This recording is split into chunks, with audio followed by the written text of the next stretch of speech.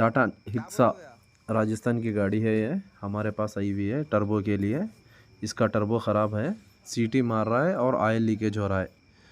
इसकी वजह से इसका थोड़ा खोलना मुश्किल है, क्योंकि बोल्टें बहुत जाम हो चुके हैं साइलेंसर के।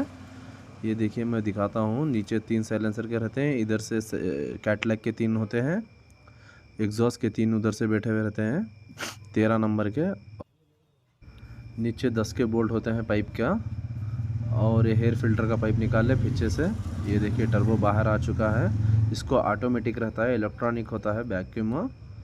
ये देखिए इसका इलेक्ट्रॉनिक है,